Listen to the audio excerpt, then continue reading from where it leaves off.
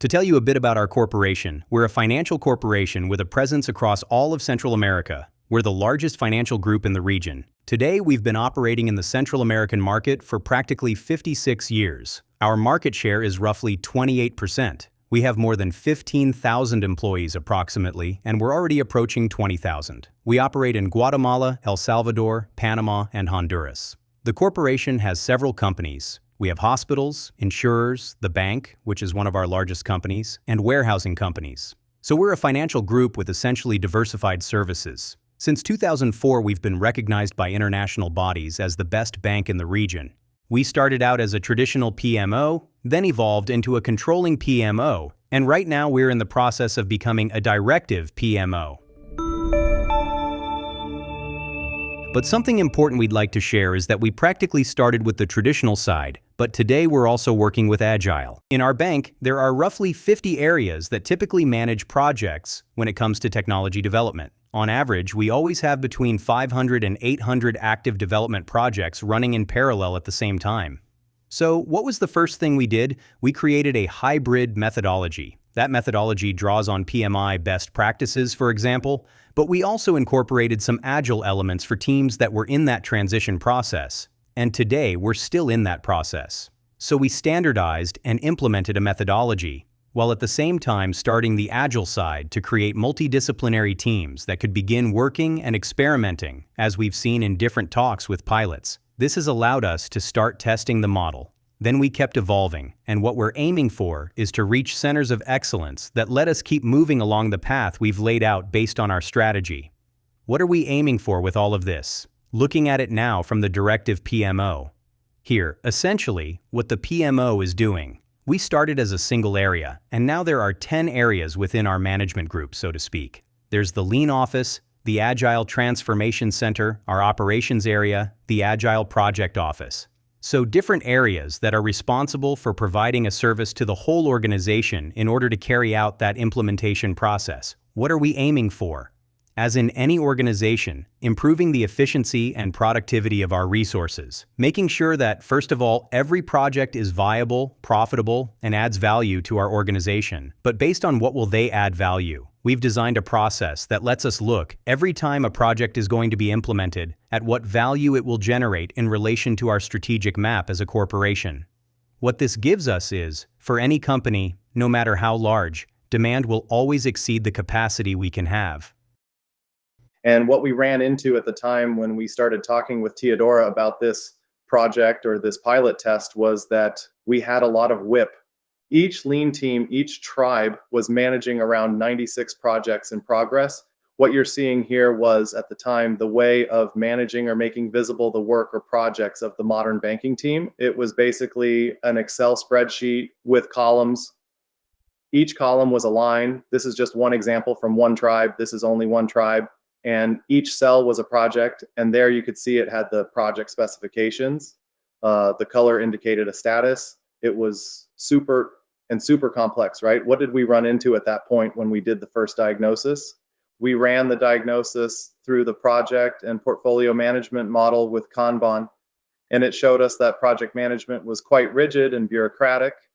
People told us they had a lot of work in progress, and it was obvious. Controlling the projects also took a lot of effort because it was a shared Excel file that everyone had access to.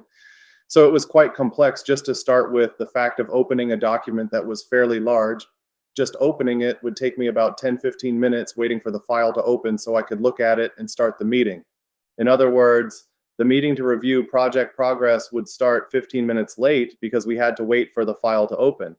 And there was no global visibility across all the projects. We could look tribe by tribe, but we had to keep scrolling to see further and further to check the status of all the projects. What did that affect? Basically, we had delays, rework, a lot of bureaucracy for decision making, and a high workload with a need for personal sacrifices. There were employees who stayed late just to update this Excel file because the next day there was a meeting, and if they didn't present it updated, they'd face scolding consequences. Here are some of the main functions we have and have achieved, and the benefits. For example, we try to focus the organization on strategic objectives and key results. We prioritize based on the overall vision we have as a corporation. We generate early adaptations. Having these working models lets us keep adapting and generate adjustments that let us get to market quickly. Something very important that was mentioned in the previous talk is being able to optimize workflows and the end-to-end process. That also lets us break down silos within the organization so that everyone is focused on the same goal. We promote a spirit of collaboration within the organization, and something that has worked very well for us is trying to change people's mindset in our organization toward MVPs, minimum viable products. Not thinking in terms of huge projects, but thinking about projects that let us see what the market needs and how it's behaving. Improving the satisfaction of our customers, our employees, and of course, all of this Eric will cover next. So we started working with Teodora on the project and portfolio management initiative with Kanban, and we started doing it through Businessmap, Kanbanize at the time. What did we do? We started learning about the famous 6 practices of the Kanban method, which for us now are part of our everyday life, part of our vocabulary, right? And we started thinking about how we could adopt actions that would let us apply the 6 practices of the Kanban method. In the end, we realized we needed to take these 4 improvement actions. Basically, it was visibility and fast feedback at the tribe level. Each tribe had to see the status of its projects, what phase they were in, whether there were delays, rework. We also wanted to see the flow or manage the entire end-to-end flow. Something we didn't have was visibility into the status of all projects from start to finish.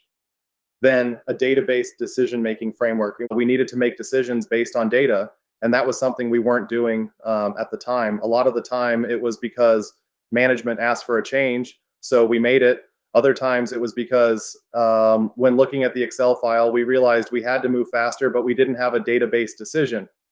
And we also didn't have project portfolio management, and that was something we needed to know the status of 100% of our projects, because in the end, we're a corporation of almost 20,000 employees across different countries, managing a lot of projects. So we started working on this, and this was the first result we achieved, right? Once we started migrating all the teams from Excel to Kanban, we started to see the entire end-to-end project flow clearly visible on a board like the one you see here.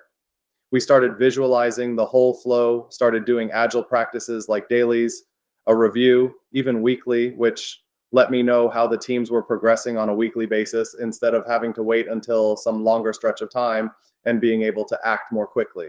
We also managed to start experimenting with dashboards using Power BI. This was the first experiment we ran. We managed to connect all the Businessmap information with Power BI, and here both the teams and technology management, operations management could see the status of the projects on a dashboard, right? Each color represented a tribe, and here we could see, for example, the situation each project was in, what type of initiative it was, because we're also categorizing our projects differently now, whether it's a new project, a maintenance type project, a fix. Before, we didn't know that difference and everything was mixed together. Now we could see how many were in progress per tribe, which one was furthest behind, and also by team, and also by our vendors, because we also work a lot with software development vendors who help us build those features. We also wanted to know how these teams' capacity looked. A lot of the time we didn't know how work was being managed on the vendor side, and that also let us, as we say, tighten the screws a little on the development vendor, because they probably weren't giving us much information and we were just going along with it. So this let us know the status of the projects by vendor 2, among many other things. We were also able to get visibility into projects within seconds because we started creating workspaces in Businessmap, and we could have a space with its respective charts for each tribe. So every member of each tribe could see both their board and further down, watch how the charts looked. For example, performance, lead time, among other things. What have we done with some of these teams? Well, last year, actually earlier this year, we started studying the Kanban maturity model a bit, where Teodora has helped us a lot, explaining it to us in her courses, and we started adopting it and adapting it a bit to Banco Industrial's context. As we say, we tropicalized it a little, and to keep it from being too long, because the Kanban maturity model has roughly 6 levels or so, we said, let's make 3 small levels. Let's make something simple that people can understand, adopt, and above all, see as something practical. And we created three small levels. Level one, which is commitment management. Basically, for this Kanban level one, what we did was tell people, take your tasks, the commitments you keep in a planner, move them onto a Kanban board and just visualize your tasks and see how your week is going. And that's what we did through commitment management with Kanban, or what we also call the Kanban compass. This was really interesting because we aligned with a corporate culture team that for more than 10 years has been working with the Franklin Covey methodology, the four disciplines of execution. I don't know if anyone has heard of it, where within those four disciplines, it talks about needing a cadence of accountability and needing visibility of the work. And we said, this fits perfectly with that. So what were the teams doing up until that point? They met weekly to define their commitments for the week, wrote them down in a planner, in an Excel sheet, and uploaded it to a portal as evidence that they were meeting weekly.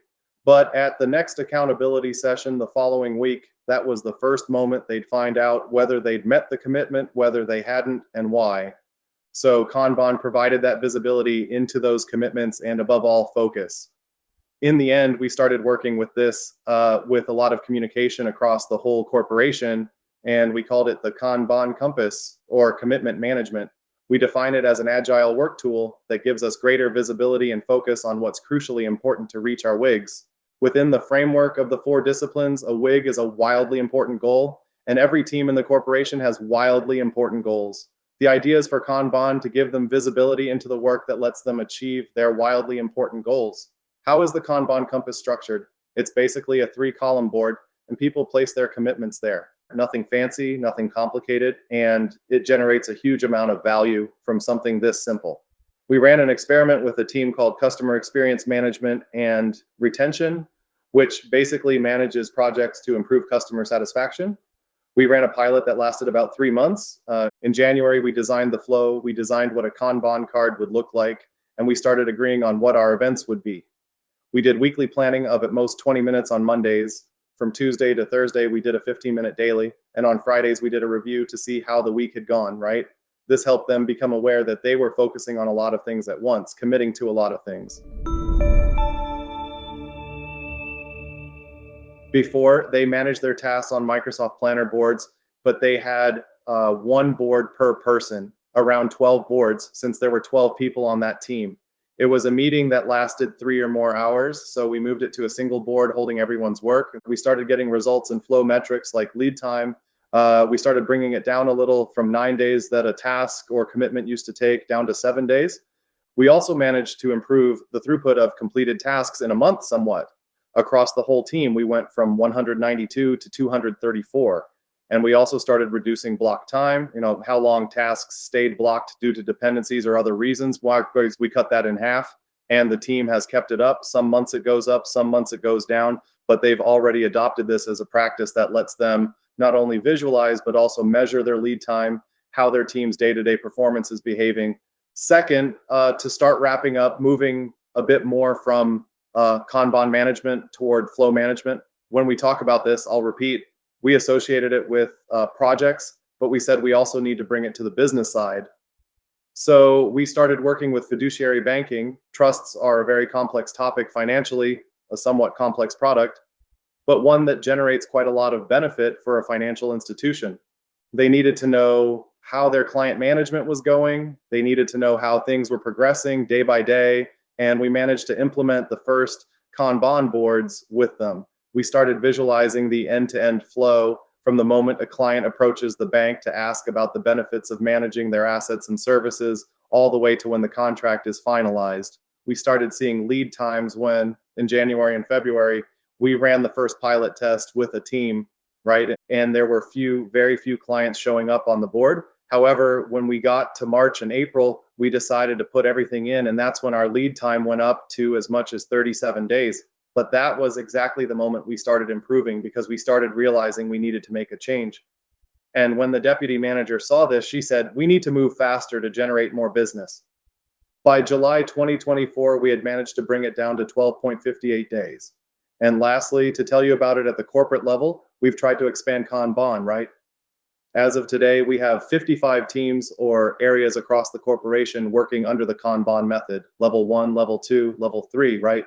We've also worked with some teams where Kaizen initiatives grow out of Kanban, continuous improvement initiatives, small changes that have even become projects, so to speak, but continuous improvement ones. But what's interesting here is that from 2023 to 2024, we had our biggest growth because, as we say in Guatemala, we started making noise, started making a fuss about what this Kanban thing was.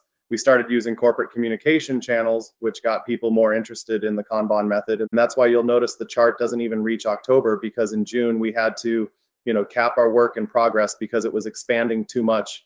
In other words, it was getting out of our hands. More and more teams were asking to be included to implement Kanban, to use Businessmap, but we had to change that, right? And what results have we achieved so far with some teams? Well, this is the direct impact we've achieved. Customer satisfaction. For fiduciary banking clients specifically, we took it from roughly 77% NPS in January to 100% by June because they realized we were working more efficiently with them. Also, commitment lead time. Our goal is to bring it down to 5 days because if you recall, level 1 is commitment management. Commitments last a week or 5 business days, and this helped us keep bringing it down. As of today, we're at 7.9. The goal is to get it to 5, but we're getting there. And the data we've achieved with modern banking and with project and portfolio management has also been quite interesting. We managed to limit our WIP to 6 to 8 projects per quarter for each line of work, and that has helped us increase our project completion rate.